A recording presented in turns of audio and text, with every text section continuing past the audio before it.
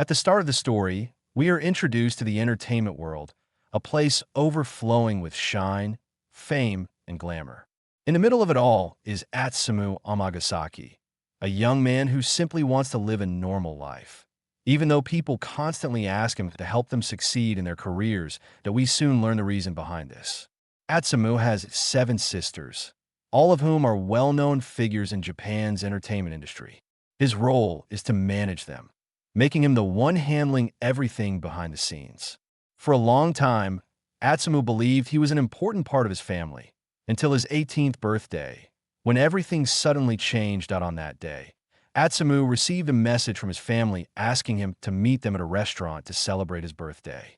Feeling excited, he went there expecting something special.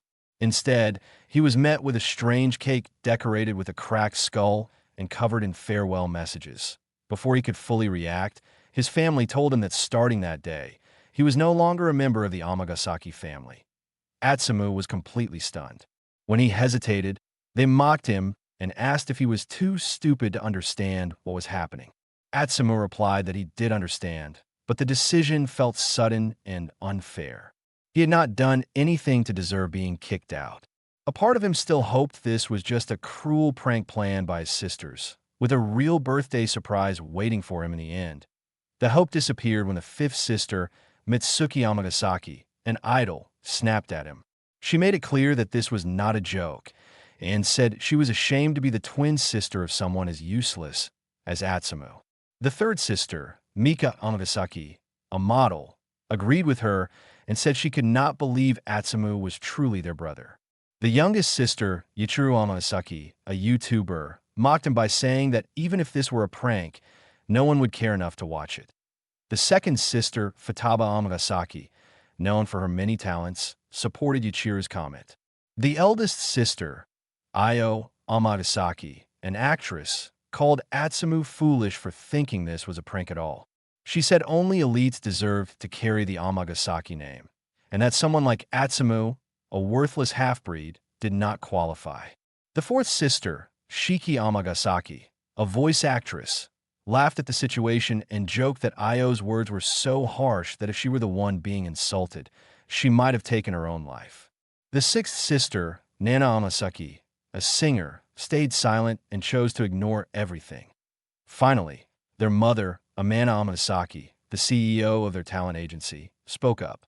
She said Atsumu had always been good at getting on people's nerves, so she would explain things clearly one last time.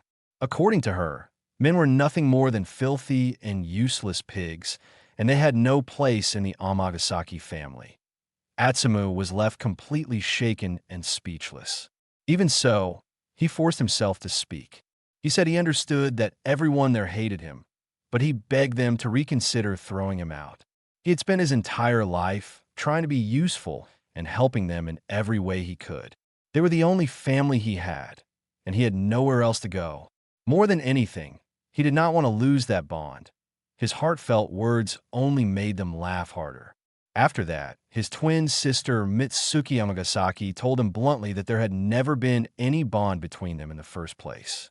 She said they had never once considered him part of the family. Atsumu refused to believe it, thinking there had to be some kind of connection if they had lived together for so many years. Their mother, Amana, let out a tired sigh and asked him how long he planned to cling to that idea.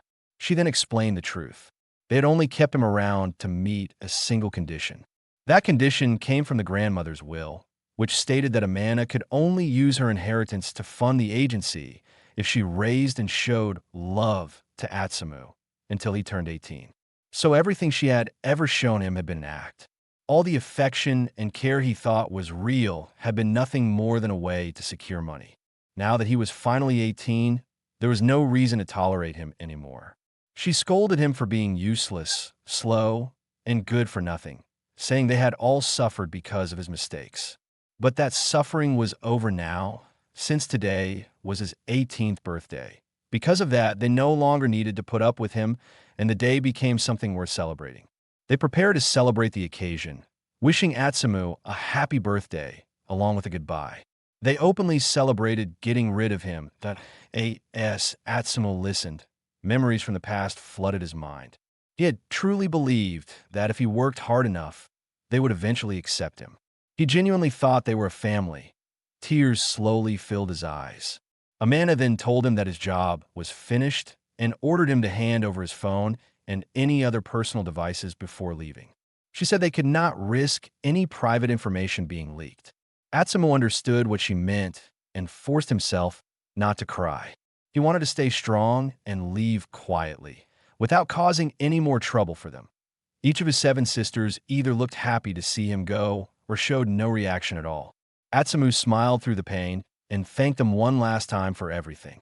In his heart, he burned away every memory he had of them and walked out of the Amagasaki household. He stopped and looked back at the house one final time, saying goodbye to his life as Atsumu Amagasaki. Even as tears fell from his eyes, he smiled that on his 18th birthday, Atsumu was cast out by the very family he had grown up with. However, as he was leaving, he noticed a beautiful girl whose presence completely stunned him. He had no idea that such a terrible day would mark the beginning of a major change in his life. Meeting this girl would go on to change his future forever. This was the start of the story of a boy who lost both his family and his home, only to grow stronger while supporting others. More importantly, he would finally get to live the normal youth he had always dreamed of. That night, Atsumu ended up staying at a net cafe. He slept in a cramped room as tears quietly rolled down his face, thinking about how drastically his life had changed. He had been abandoned by his own family, left without a home, and had no money to his name. It felt like he had somehow angered God himself. Even though he had gone to sleep feeling completely hopeless, Atsumu still woke up the next morning and went to school. Once he arrived, he explained everything that had happened to him to the school chairman. The chairman asked if he was telling the truth, and Atsumu confirmed that he was. He then explained that this was the reason he wanted to drop out. Before the chairman could respond, Asuka spoke up and said she would not accept that decision. She said that Atsumu was the one who had suffered the most, so it made no sense for him to be the one punished by being removed from school. Atsumu thanked her for standing up for him, but Asuka immediately told him to stop being so formal. Atsumu had met Asuka before during his time working in the entertainment industry. She was an idol from the incredibly popular group Asterisk, and not only was she a member, she was also the group's leader. Her fan base was massive, and people adored her smile. It would not be an exaggeration to say that Asuka was currently the top idol in the country. Asuka pouted and said that even if Atsumu himself was fine with everything, she could not accept it. Despite being someone so famous, she was standing right in front of him, firmly taking his side even though he believed himself to be insignificant. That moment made Atsumu tear up, and he finally understood why she was so loved as an idol. However, despite Asuka's passionate defense of him, her mother stepped in and told her to calm down. She believed Atsumu had already made up his mind. Asuka's mother, Sakuya Ashiya, was the chairman of Yumikoshi Academy. She asked Atsumu to give a proper reason for wanting to leave the school, since based on her calculations, there was no real need for him to drop out. With a gentle smile, she waited for his answer.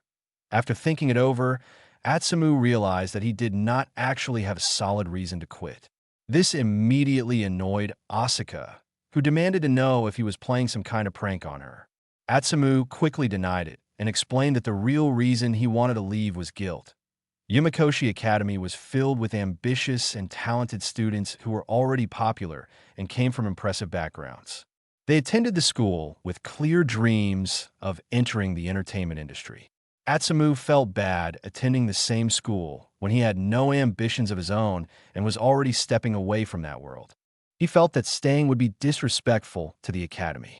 That was why he wanted to quit, and it did not feel strange to him since his previous workload had rarely allowed him to attend classes anyway. After hearing this, Asuka suddenly asked Atsumu how many people had been working on the same team as him. The question confused him at first. Asuka told him to stop pretending not to understand and asked directly how many people had been involved, pointing out that managing 7 celebrities was not something one person could realistically handle. She listed off the roles needed, such as a manager, producer, public relations staff, video editor, and more. With a large enough team working in shifts, she said, Atsumu should have been able to attend school normally. Her question was simple. How many people were on his team? Hesitating, Atsumu admitted that it had only been him.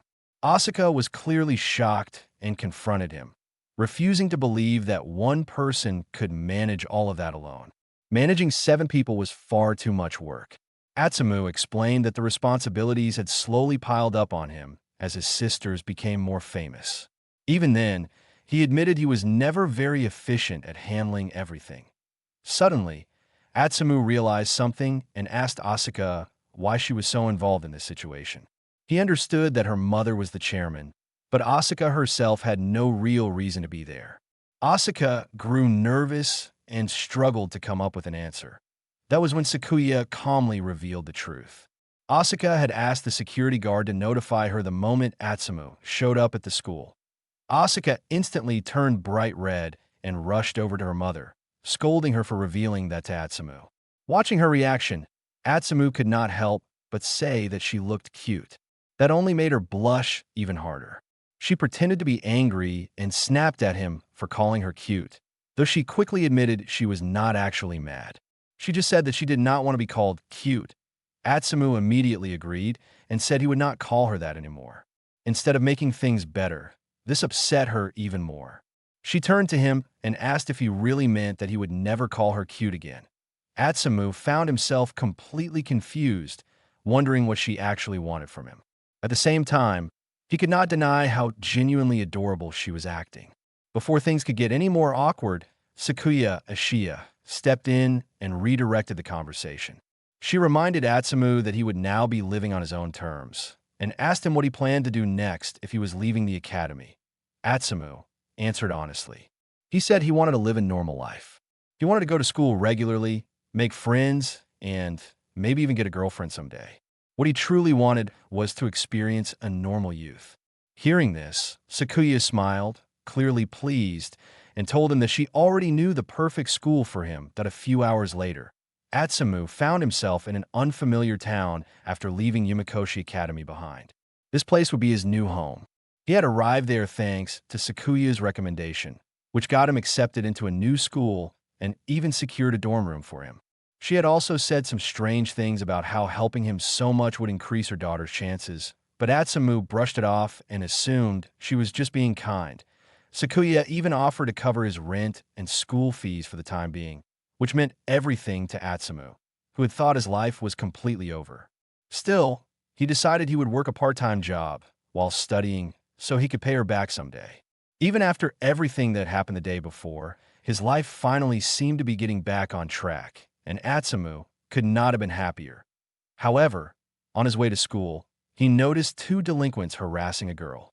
Seeing this, he wondered if the town was not as friendly as he had hoped. He also knew he had no real chance in a fight. He was short and would probably get beaten badly. Even so, he could not bring himself to ignore a girl in trouble. Atsumu stepped in and grabbed one of the delinquent's arms just as he was about to touch her. He firmly told the guy to stop. The delinquents stared at him in disbelief, shocked that someone like Atsumu would interfere. They warned him to back off, saying he would get hurt if he did not. Confused, Atsumu asked who exactly was supposed to get hurt. His response stunned them. He briefly wondered if he was the strange one in the situation. When he glanced back, he saw how frightened the girl was, which only strengthened his resolve. Smiling calmly, he told the delinquents that he would make sure none of them got hurt either. That was the last straw. One of the delinquents charged at him in anger. At that moment, Atsumu became serious. He saw the attack coming, stepped aside, grabbed the attacker's arm, and used the man's own momentum to throw him to the ground. The delinquent hit the ground hard, completely shocked, yet somehow uninjured. Atsumu calmly explained that he had used kote geishi, a technique from Aikido. He added that he knew many other Aikido techniques as well. Hearing that, the second delinquent panicked and ran away, shouting that he was letting Atsumu off this time. The first delinquent quickly followed after him. This is when it is revealed that Atsumu had trained in multiple martial arts from a very young age, so he could protect his sisters, even though he rarely ever had to use those skills. In the entertainment industry, performers are constantly in the public eye, which naturally attracts dangerous people, such as stalkers, perverts, and even those with violent intentions. Because of that, bodyguards are a necessity. Atsumu had filled that role for his sisters as well, which was why he had spent years learning different martial arts. However, that chapter of his life was over now, and he decided it was time to move on. Just as he was about to leave, the girl he had helped called out to him. Atsumu turned around, and for the first time, he got a clear look at her face, still shaken. The girl thanked him for stepping in to protect her. That was how Atsumu met her for the first time. The girl with the fragile expression was Takio Himeji, though her occupation was unknown. The moment he looked at her properly, Atsumu felt his face heat up. He could not believe he had been so focused on dealing with the delinquents that he had failed to notice how beautiful she was. She was stunning, much like his sisters, yet somehow even more captivating. He nearly panicked when he realized that her appeal was not just her face. Her figure was just as striking, and there was something gentle and almost angelic about her presence that made her seem like a world-class beauty. While Atsumu was completely mesmerized, Takio began to tear up and told him that she was truly grateful. She said she really meant it. Takio went on to say that Atsumu had saved her life. Atsumu thought that description was a bit dramatic, but looking at her, he could tell she genuinely felt that way. She must have been terrified. Wanting to reassure her, he reached out and gently patted her on the head, telling her not to worry because everything was okay now. It was something he used to do for his sisters, and the action pulled him briefly back into his memories. However, the effect on Takio was much stronger than he expected. She froze up and became even more nervous. Realizing what he had done, Atsumu immediately panicked and apologized for touching her so suddenly. Takio quickly told him it was fine and that he did not need to worry. After that, Atsumu realized they had not even introduced themselves yet, and Takio agreed. They began with Takio, who nervously gave her name as Takio Himeji. Atsumu found the name unexpectedly cute and could not help admiring it. She then asked for his name in return. Atsumu hesitated. Since he was no longer part of his family, he could not bring himself to use the Amagasaki name. Instead, he introduced himself as Atsumu Sakasagawa, using his father's surname. Right after that, his stomach let out a loud growl. Atsumu admitted, a little embarrassed, that he was hungry and had been surviving on nutrient jelly and juice for quite some time. Hearing that, Takio grew concerned and told him that this kind of diet was not healthy at all. Wanting to repay him for helping her, Takio asked if she could treat him to a meal. The suggestion caught Atsumu completely off guard. Before he could properly respond, Takio led him to a family restaurant so she could buy him food as a way of saying thank you. Atsumu was genuinely happy because of her kindness. He told her that she did not need to do any of this and that if anything, he should be the one thanking her instead. Takio shyly told him he was wrong, which only made Atsumu feel more awkward. After all, Takio Himeji was known around town for being popular, tall, cute, and attractive. People constantly talked about her, and she always seemed to be under everyone's attention. Because of that, Atsumu understood why she lived such a careful and proper lifestyle. One look at her made it obvious. She was stunning in a way that was hard to ignore. Just then, their food arrived. Takio had ordered a special style parfait, and Atsumu found it surprisingly adorable that she liked something like that. Unfortunately, not everyone saw it the same way. People nearby began whispering and gossiping after seeing her eat such a cute dessert. Feeling pressured by the stares, Takio asked if it was really that strange. Atsumu told her it was not weird at all, and said she could even take as many pictures as she wanted before eating it. Takio explained that it was not about the photos. It was about how people viewed her. Everyone saw her as mature and elegant, yet she liked things that were cute.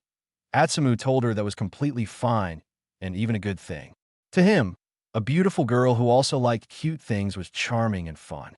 He made it clear that she had nothing to worry about, because to him, Takio was already wonderful just the way she was. His words deeply moved her, and she thanked him sincerely. She then admitted, without hiding it, that she really did like cute things. Seeing that made Atsumu smile. He casually added that her voice reminded him of a VTuber he admired a lot. That comment made Takio tense up. She forced a nervous smile and said she was going to grab their drinks. Watching her leave, Atsumu wondered if he had said something strange and once again thought about how hard it was to understand girls. After that, Atsumu joked about how surprising it was that family restaurants did not actually require you to come with your family. He added that if they did, he would probably have been arrested, so he was glad that was not the case. Takio saw through the joke and gently asked if he really did not have a family. Atsumu immediately realized he had said too much. Takio then asked if she was being too personal, but explained that she was worried about him, especially after hearing that he had been living off nutrient jelly. Her concern touched Atsumu, and he decided to be honest with her. He warned her that it would take some time to explain everything, then told her his entire story from the beginning. He explained how his mother and sisters had treated him and how he was kicked out of his home on his 18th birthday. Once he finished, Atsumu immediately regretted opening up because Takio started crying after hearing his story. He silently blamed himself, thinking that no one should ever make a girl cry. Takio told him his story was heartbreaking. Atsumu tried to brush it off, saying it was fine and that he was useless anyway, so there had been no reason to keep him around. Those words hit Takio hard. She firmly told him he was wrong. To her, Atsumu was not useless at all. He was the person who had saved her earlier. In her eyes, that made him a hero. Hearing that made Atsumu blush deeply, and Takio's face turned red as well. At that moment, Atsumu realized he no longer regretted telling her the truth. After some time, they went their separate ways, saying goodbye in a friendly and warm manner. As Atsumu walked home alone, he reflected on the day and thought about how wild it had been, filled with moments he never could have expected. Atsumu found himself really enjoying the time he had spent with Takio Himeji. He loved her voice in particular, and it made him wonder if she was involved in any kind of voice-related work. That was how his journey into youth truly began. Even though he had hoped to live quietly, his life was already starting to feel like an unpredictable ride. At the same time, a popular YouTuber with over 1.5 million subscribers was streaming live. Her name was Kagaya Hashizuki. She cheerfully greeted her viewers and mentioned that something amazing had happened earlier that day. However, she did not go into details and instead shifted her focus to playing Minecraft, the game she was streaming. That VTuber was none other than Takio Himeji, who was known as Japan's #1 VTuber. Later that night, Atsumu could not stop thinking about the moment he was cast out by his family. He replayed the scene over and over in his head, wondering what they had felt when they kicked him out. He questioned whether they had felt even a hint of sadness. Atsumu knew it was pointless to dwell on it, but he could not help himself. To him, they had still been his precious family. The scene then shifts to the Amagasaki household after Atsumu's departure. Mitsuki Amagasaki, the idol, was laughing as she thought back on the moment. She found Atsumu's expression at the time absolutely pathetic and thought it was hilarious. Futaba Amagasaki, the multi-talented one, agreed with her. She said it was funnier than any prank she had ever seen, even though it was not a prank at all. Shiki Amagasaki, the voice actress, said she regretted not recording the moment. Hearing that made the others regret it too, since the footage could have easily gone viral. Mika Amagasaki, the model, then spoke up and said it was actually a good thing that someone like Atsumu was gone. She claimed that without him, even the air inside the house felt better.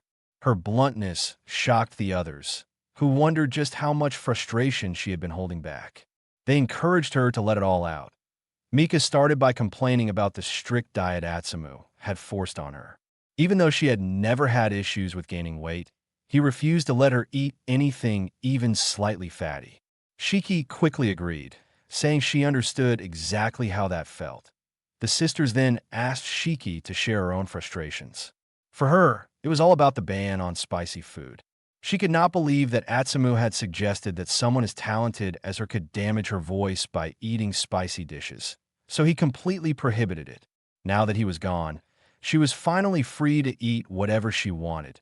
That reminded Mitsuki of her own anger, and she immediately volunteered to speak next. She said she hated Atsumu the most for controlling her selfies. Every photo she wanted to post had to be approved by him, which meant taking dozens of shots each time. She found it incredibly annoying, especially since she believed she looked good from every angle. Futaba said she understood perfectly and launched into her own rant. She complained that Atsumu had completely banned her from using social media, even though she was a well-known multi-talented influencer. No matter how much she argued, he refused to allow it. After that, the four sisters turned their attention to the remaining three, who had been unusually quiet, and asked them to share their feelings as well. Finally, Io Amagasaki, the actress, spoke up. She said there were things she wanted to say too, even if it went against her elegant image. What Io hated most was that Atsumu controlled the script she could take on. She even mentioned seeing him turn down a popular director on the spot. The other sisters were stunned. They could not believe Atsumu would do something like that. After all, Io had the talent to ace any role, and if Atsumu had not interfered, she might have been in Hollywood by now. Next, they asked Nana, the singer, to speak. Nana simply said she did not care about the rest of it, and that her only supporter was someone called Five, a mysterious Vocaloid producer. The sisters were irritated by her obsession with this person, but they admitted that Nana's latest song with Five had blown up and fit her image perfectly. Nana said that just being able to sing for Five had kept her going. The others could not relate at all. Finally, it was the youngest sister, Yichiro, the YouTuber. When asked about Atsumu, she was blunt. She said she never wanted him to come back. Shiki was shocked by her honesty and wondered if Yichiro hated Atsumu even more than she did. After that, their mother, Amana Amagasaki, appeared. She calmly stated that she knew Atsumu had caused them a lot of trouble, but that until now, their talents had been restricted. From this point forward, they were free to pursue their work however they liked. The next day at the Amagasaki agency office, Amana arrived for work and was immediately confronted by her personal secretary, Yuki Kami. Yuki argued that Amana should have consulted her before letting Atsumu go. Amana disagreed, saying it was a trivial matter and did not require a discussion. Yuki was shocked. She reminded Amana that Atsumu had handled all the work behind the scenes and that she had her own duties. Managing the sisters without him was going to be impossible. Amana told Yuki to relax, explaining that she had already arranged a replacement for Atsumu. As she spoke, the replacement arrived. It was a young girl named Rima Harem, a student from Yumekoshi Academy who would be interning as the new manager. Yuki was stunned. She could not believe Amana intended to replace Atsumu with a student. She asked what Amana was thinking. Amana calmly explained that Rima was the perfect choice. Yuki knew that Yumekoshi students were top tier, but she still thought this was too much. She reminded Amana that Atsumu had been handling 7 of the country's top entertainers entirely on his own. That was nearly impossible, and she doubted someone like Rima could manage it. Amana only laughed. She said managing 7 people was not that difficult. If someone as useless as Atsumu could do it, then someone elite like Rima Harem could do it even better. Yuki was stunned by her logic. Rima stepped forward and promised to do her best. Amana smiled and said she was counting on her. Yuki watched silently from the corner, thinking that this was bound to fall apart. She could not help but remember how Atsumu had always put his heart into his work. He had carried the burden, but still reminded her to take it easy. Thinking of this made Yuki emotional. Deep down, she wished Atsumu could come back because the agency really needed him. The next day at school, Takio Himeji arrived, and as soon as she stepped on campus, everyone was captivated by her beauty. One guy openly commented on how stunning she was, but his friends quickly warned him, asking if he had heard the rumors about her. That's when it became clear why she was considered untouchable. Takio was basically the perfect girl, tall, elegant, beautiful, and charming in every way. Yet she rarely interacted with anyone, and if someone tried to talk to her, she would shut them down. Because of this, she had earned the nickname Ice Queen. The friends told the guy it was pointless to even try talking to her. Getting close to Takio was simply impossible. Meanwhile, Atsumu was starting his day. He woke up at 4 a.m., much earlier than usual, thanks to his old habit of sleeping very little when he was with the Amagasaki family. After getting up, he went for a run, reflecting on everything that had happened recently. how he was kicked out of his home and transferred to this new school thanks to the kind chairman at his previous one. Back when he was with the Amagasaki, he had to manage the careers of his 7 sisters, which meant waking up on almost no sleep, usually after just 3 to 4 hours of rest. After a long walk, Atsumu returned home and prepared breakfast for himself. As expected, he turned out to be pretty skilled at cooking. While eating, he wondered what living alone was really like. He was starting to enjoy it, even though he missed his smartphone, which had been confiscated. Without it, he couldn't check out VTubers, and the thought reminded him of Takio Himeji. He couldn't stop thinking about her and how familiar her voice sounded. When he looked at the clock, it was only 6:40 a.m. Time felt slower than usual, but he hoped school would be enjoyable. At school, the teacher introduced Atsumu as the new transfer student. Atsumu enthusiastically greeted the class and introduced himself as Atsumu Sakasagawa. The students were pleasantly surprised. They thought he was handsome, though a few mentioned his bangs were a little distracting. They also thought he was the short and cute type, and some guys even struggled to believe he was a boy because of his small stature and high-pitched voice. The school he had transferred to was called Eren Academy. Compared to Yumikoshi Academy, it was modest, and the fact that Atsumu had come from Yumikoshi was being kept secret to avoid unnecessary attention. After the introduction, the teacher showed Atsumu to his seat. However, not everyone was welcoming. A large, bear-like student named Riki Kongu seemed angry at Atsumu for some reason. He put his leg forward, trying to trip him. Atsumu realized immediately what was happening. When he tried to move past, Riki grabbed him and looked ready to start a fight. Riki warned him not to get cocky. Atsumu felt nervous. The guy was huge, standing around 180 centimeters, while Atsumu was only about 160 centimeters. He cautiously asked Riki if he had done something to upset him. Riki accused Atsumu of mocking him and trying to start trouble. The teacher tried to intervene, telling Riki to sit down, but Riki's intimidating presence made the teacher back off. Trying to lighten the tension, Atsumu nervously asked if Riki was mad at him because of his pants. Riki was left completely confused, but Atsumu quickly pointed out the ridiculous cartoonish animal designs on his pants. He proudly showed off his handiwork, explaining that he was really good at sewing. In a matter of moments, he had repaired the torn part on Riki's pants. Unfortunately, it seemed Riki did not appreciate the designs. Atsumu proudly displayed a tiger design, a bee design, and finally a bear design to match Riki's size. Riki might have preferred something bigger, like an elephant. To Riki, Atsumu looked more like a cute girl than a boy, and to everyone else, Atsumu seemed like an innocent, well-meaning little creature. Annoyed, Riki accused Atsumu of doing it on purpose, insisting that the tear was a fashion statement, not something to sew. Atsumu immediately realized the misunderstanding and apologized. He had thought Riki wanted him to fix the tear when he put out his leg to trip him. Despite still being irritated, Riki decided to let Atsumu go, and Atsumu felt a wave of relief, noticing that Riki had calmed down. Atsumu then made his way to his seat. He was pleasantly surprised to find it empty, and even more pleased when he realized who he would be sitting next to. It was none other than Takio Himeji. He greeted her politely and remarked on the coincidence. Takio struggled to maintain her usual poker face. A blush spread across her cheeks, and she struggled not to look flustered. Atsumu cheerfully told her to take care of him, since they were going to be seatmates. Embarrassed, Takio responded in kind, asking him to take care of her as well. Although it seemed like a simple, normal exchange, everyone in the classroom was stunned.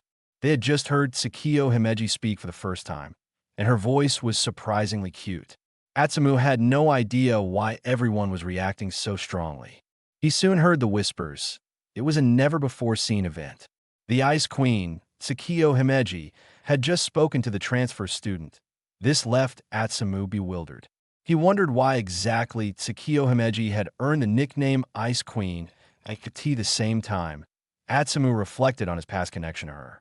Back when he was still living with the Amagasaki family, he used to watch the streams of Kagaya Hashizuki, Takio's VTuber persona, during the relentless work and torment from his 7 sisters.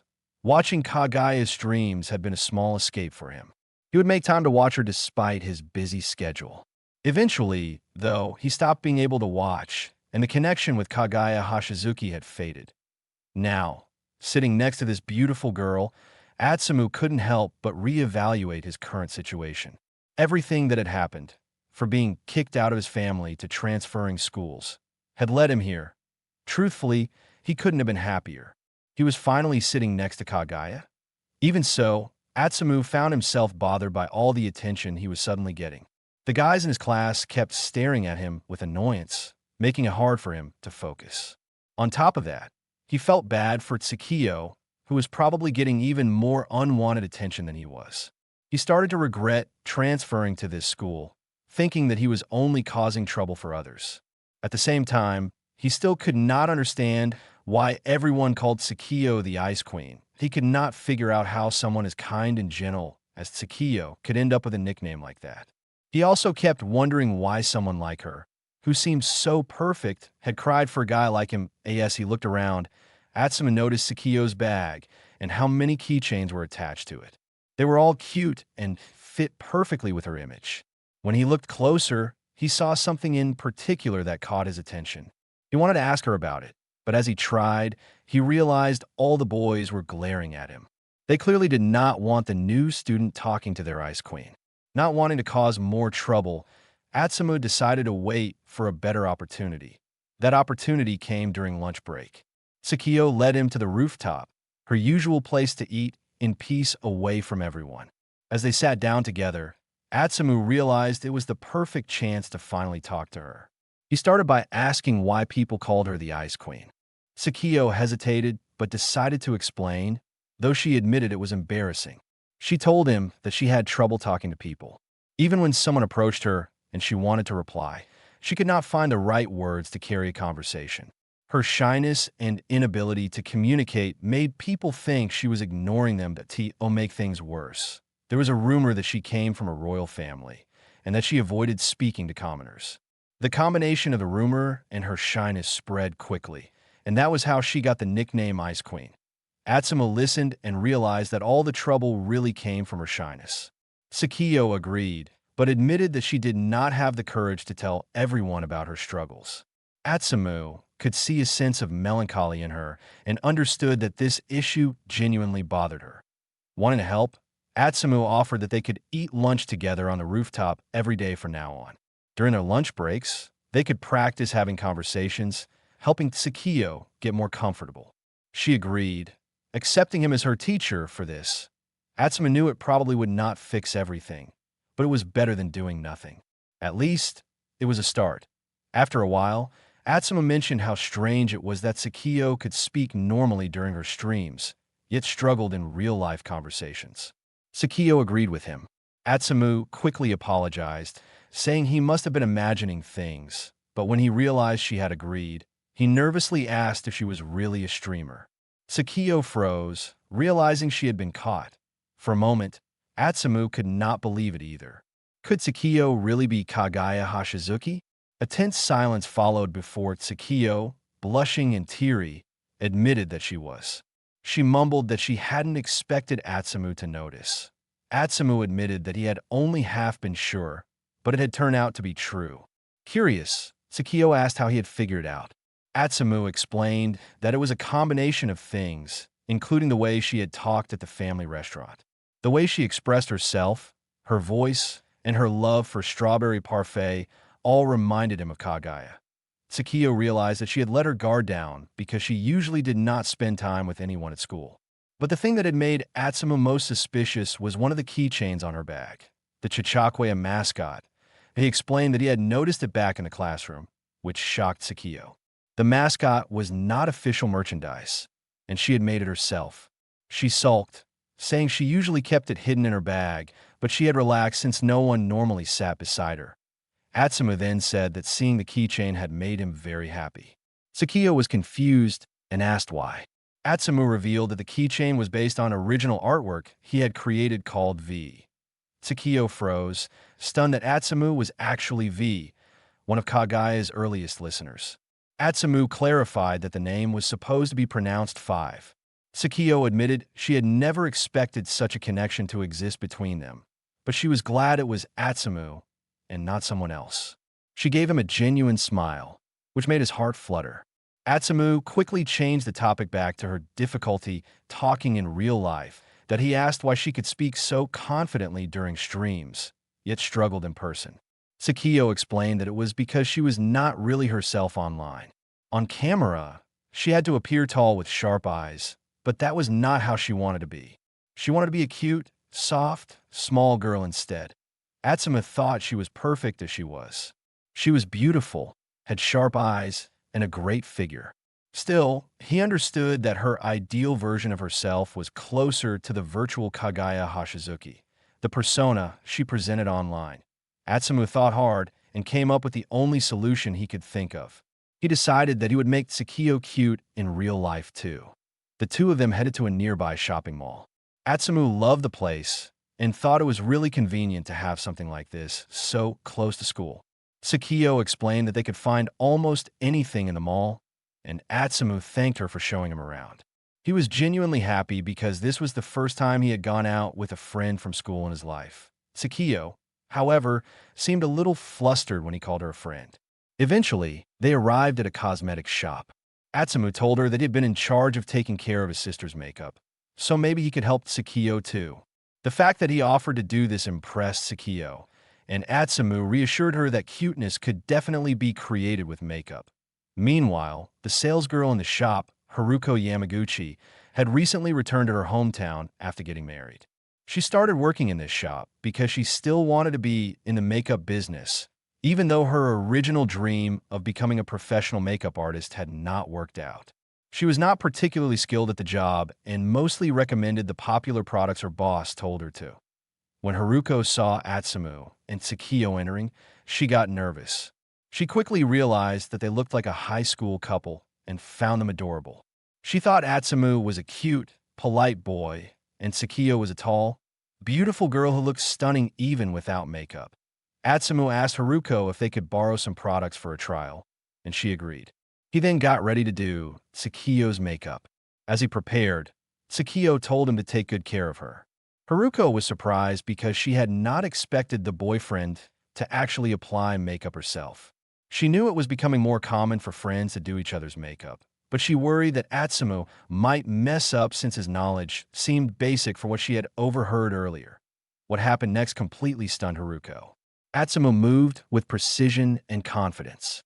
He held the brushes gently, applied the right colors, and worked carefully. It looked almost professional. But more than that, Haruko realized it was not just skill, it was the way he worked with love and care. Every movement showed how much he wanted Takio to look good, almost like watching a work of art unfold before her eyes. Takio watched Atsumu carefully as he worked, wondering just what kind of experiences he had gone through to get so skilled at makeup. After a while, Atsumu finished, and the results were stunning. Takio could hardly believe she was looking at herself in the mirror. Atsumu stayed modest, explaining that he had just tried following the latest trending makeup techniques. Takio, however, was genuinely impressed. She praised him, saying his skills were amazing and that he was an incredible person. She also remarked on how incredible makeup was as a whole, how it could help someone become the person they wanted to be. Haruko, who was listening quietly, felt deeply moved by the conversation. Just then, a group of women approached, crowding around Atsumu and asking about his makeup skills. They wanted to know how he learned and if he could do their makeup as well. Atsumu felt overwhelmed, while Takio's reaction was entirely different. She quickly grabbed his hand in front of everyone and told the crowd to step aside, insisting that they were interrupting her and Atsumu's date. The women were stunned, and Atsumu was equally surprised as Takio pulled him away from the crowd. Once they had some space, Atsumu admitted he didn't expect Takio to say something like that so openly. Takio, frustrated, explained that she had done it because she saw Atsumu getting surrounded and wanted to protect him. She also admitted she was annoyed that so many people had spoiled the precious time they were spending together. Immediately, she realized how forward she sounded and blushed bright red. Atsumu felt the same, though he quickly tried to ease the tension by changing the topic. He pointed out that Takio was talking normally now. She smiled and admitted that she noticed it too. It felt a lot like when she was streaming live, and she gave Atsumu credit for helping her feel comfortable. His heart thumped at her words. After that, they continued their day together. They went to a clothing store to pick out outfits that suited Takio, spent time at the arcade, grabbed some food, and simply enjoyed themselves. Eventually, they returned to the cosmetics store to buy the items they had tried earlier.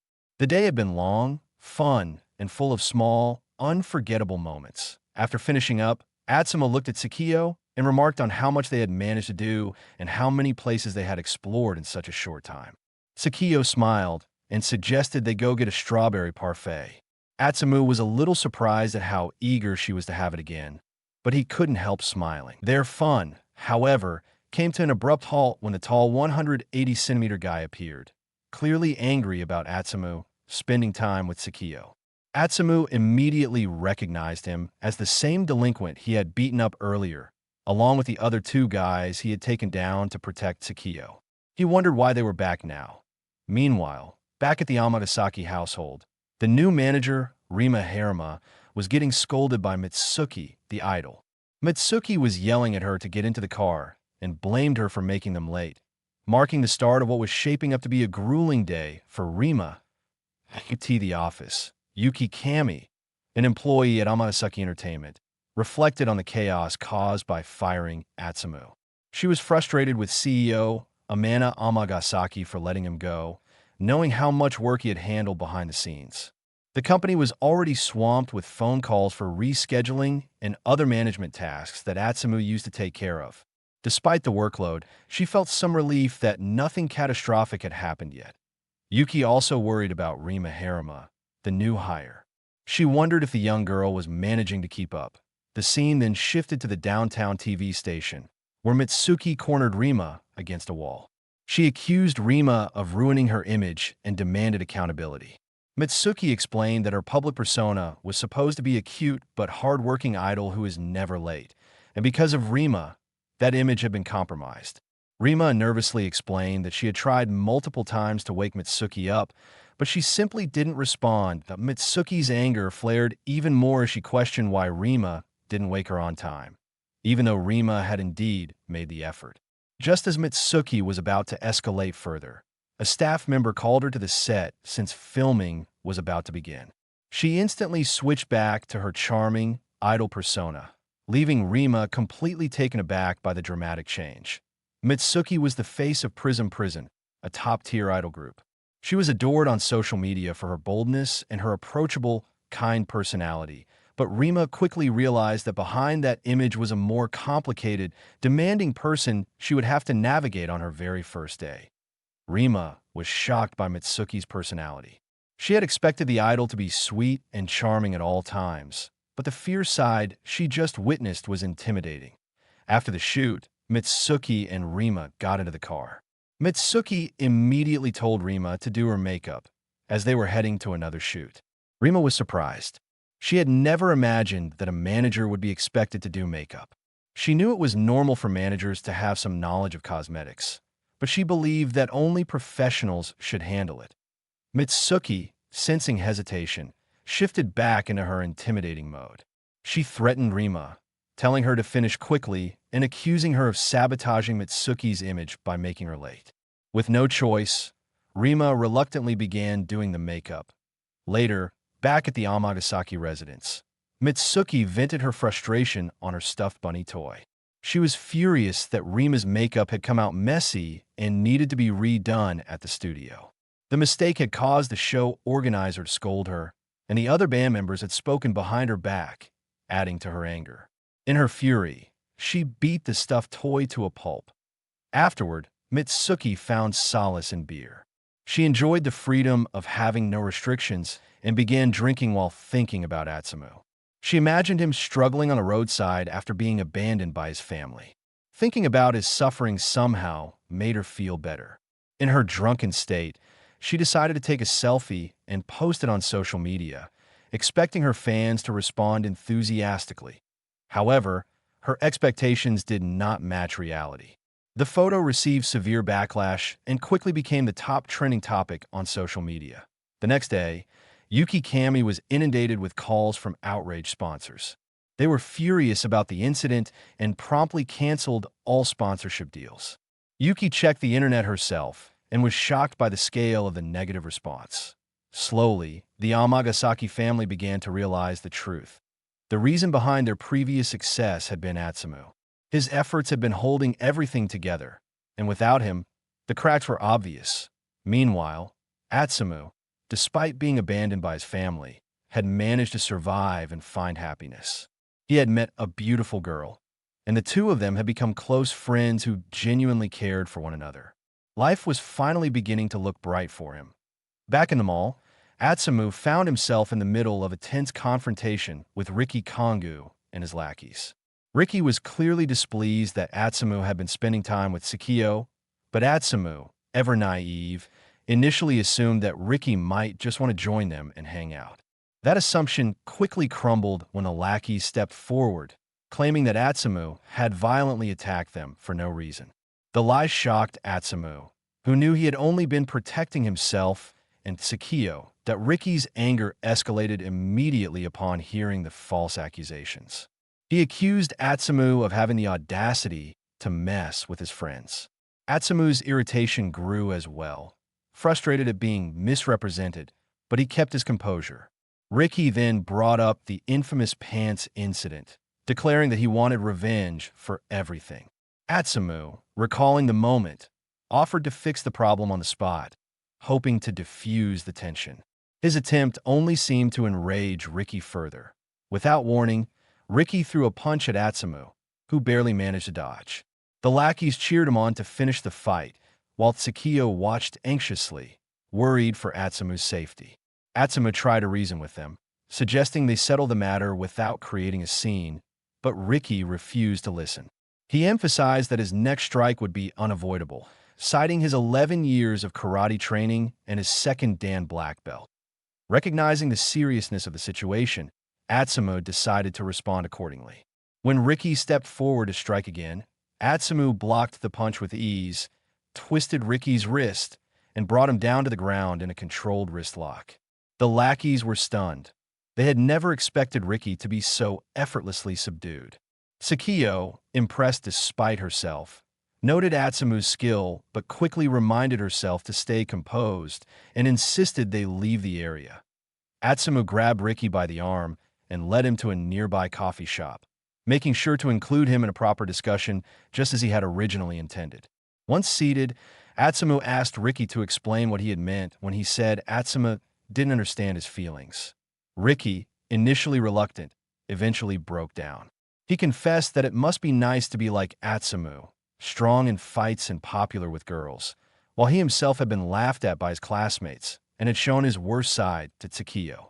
Riki admitted that he was jealous of guys like Atsumu, who were charming and could go on dates with pretty girls like Takio. He revealed that he had intended to beat up Atsumu to ease his feelings, but realized that he had been pathetic. Atsumu, slightly confused but understanding the situation, thought about how his meeting with Takio had been based purely on luck. He realized that others must have misinterpreted his connection with her as popularity.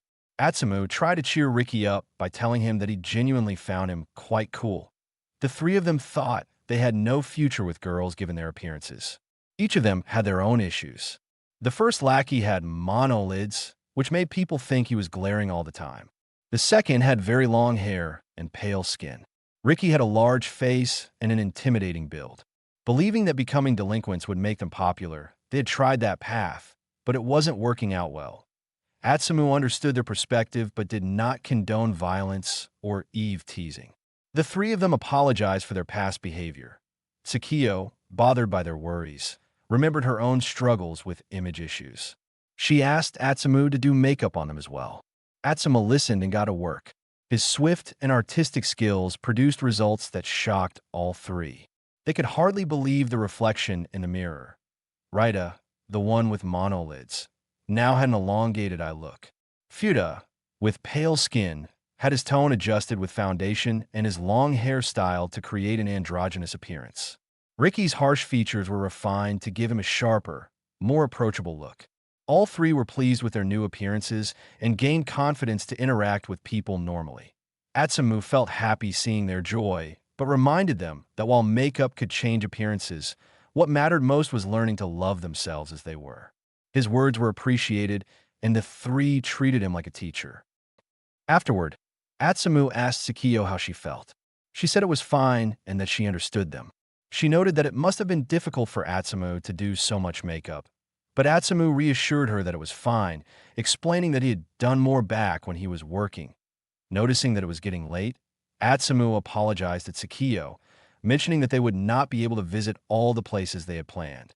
Takio blushed intensely but said it was fine, adding that it didn't matter because they would be spending more time together from now on. Atsumu was touched by her words, feeling genuinely appreciated and invited for the first time. Following this, the group, Atsumu, Takio, Riki, Raida, and Fuda, continued to hang out. They took many pictures and enjoyed their time together. It was a bit chaotic, but perhaps that was just part of youth. The next day at school, someone approached Takio and bravely asked her out on a date after school. Takio uses her soft voice to say something, which the guy doesn't understand.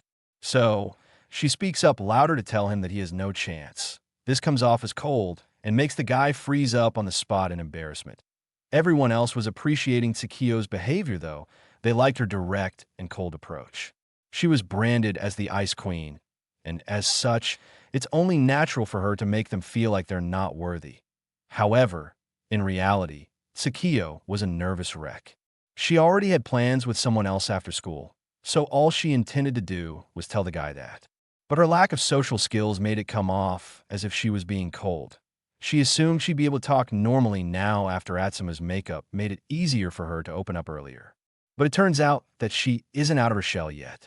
So, she plans on asking Atsumu to teach her how to do her own makeup, which can help her out in such situations. Meanwhile, rumors of a new guy at school being able to talk with Takio spread quickly.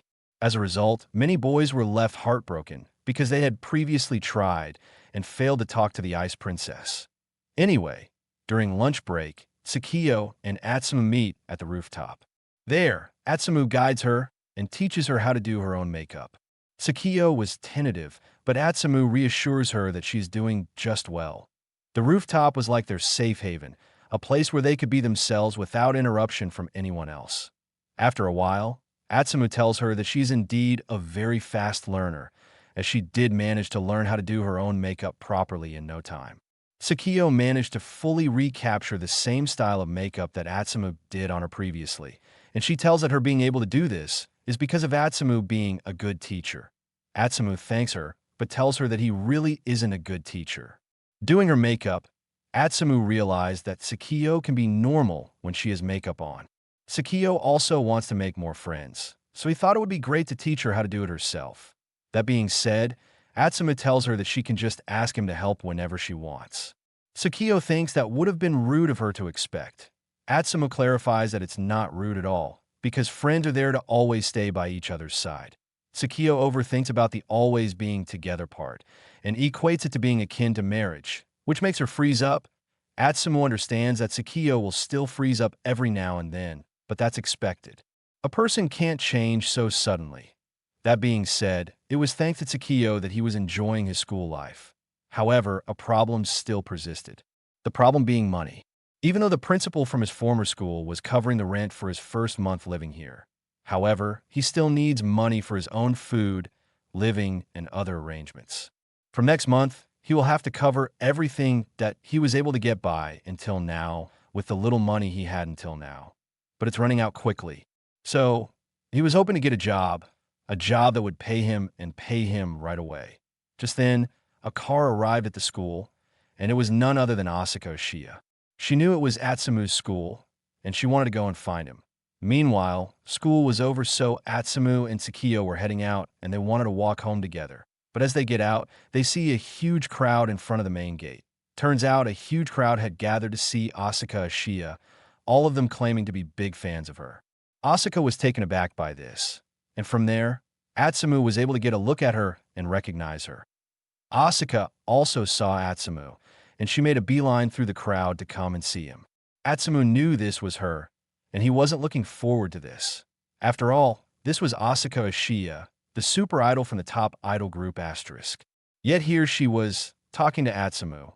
Whispers were already going around about how Atsumu, a dude who had just joined school, was able to talk to the Ice Princess. He was also supposedly walking back home with her. Now, one of the top idols in the country is talking to him. It makes them wonder if he is some secret big shot in the entertainment industry. Atsumu was overwhelmed by the sudden attention coming his way. He wasn't really used to getting so much attention because he was a backstage worker. Just then, Takio asks Atsumu who Asuka was and if she was a friend. Atsumu is shocked by this, but Takio doesn't know new idols, so he introduces Asuka to her. He tells her how Asuka is the center for the popular idol band Asterisk, making her a super idol. Takio thinks that is really amazing that he then smiles and mentions how they were in the same school previously. Back then, it didn't have friends, but Asuka was kind enough to come and talk to him. This, though, wasn't appreciated by Takio, who responds with a blank face. Just then, Asuka grabs Atsumu's hand suddenly and tells him that she has something important to say with a blushing face. She looks Atsumu straight in the eye and tells him to go out with her. Asuka then wastes no time and takes Atsumu with her by dragging him. Everyone was overwhelmed by what transpired, but Takio was hit the worst as her voice became gloomy. She mentions how Atsumu promised to go home with her and grab a bite of strawberry cake together. She then thinks about how Atsumu described Asuka as a friend and a kind girl. Takio can't help but feel jealous because of this. Meanwhile, Asuka took Atsumu with her inside her car, leaving Atsumu confused and questioning what she was doing. Asuka doesn't answer and tells her driver to just hit the gas pedal. The driver does so, driving off from that place. Atsumu says that she should at least explain herself before driving off, because this was borderline kidnapping otherwise. Asuka says she will explain to him in a bit. But first, she wanted him to drop the honorifics. Atsumu thinks that'll be rude of him, but Asuka says she doesn't care. Atsumu then asks her why she is doing this, to which Asuka simply puts it that she's doing that for him. Atsumu asks if she is doing it for him, to which Asuka says that she is doing it for him because he doesn't have money. Atsumu asks her how she knows, to which Asuka says that she knows about his deal with her mother and how it doesn't include his living expenses. Atsumu feels happy knowing Asuka was doing all of this out of concern. This is when Asuka reveals that she came up with a solution for his problems. The solution being that he'll be working as a member of her support staff. Atsumu is shocked by this, and he tells Asuka that he isn't qualified enough for that position. Asuka finds his excuse funny because Atsumu did single-handedly manage all 7 of the Amagasaki sisters by himself. Atsumu remembers that he did do it, but doesn't think he was particularly good at it. This is when Asuka tells him that the biggest reason why she wants him by her side is because she trusts him and his talents. Atsumu hears this and flusters. He is happy to be praised like that, but he doesn't know if he wants to do this. He didn't want to quit the entertainment industry after all. Asuka then informs him how she is willing to pay him right away. She assures to pay him in cash right then and there. Atsumu was now confused, because doing this will most certainly solve his biggest problem. Just then, Asuka gets closer to Atsumu, and with a vulnerable face, pleads with him to work for her. Atsumu felt her cuteness was too much and should be illegal, but he had no choice but to give I.so. He gladly accepts the role, beginning his work life as a support staff for Asuka Ashiya.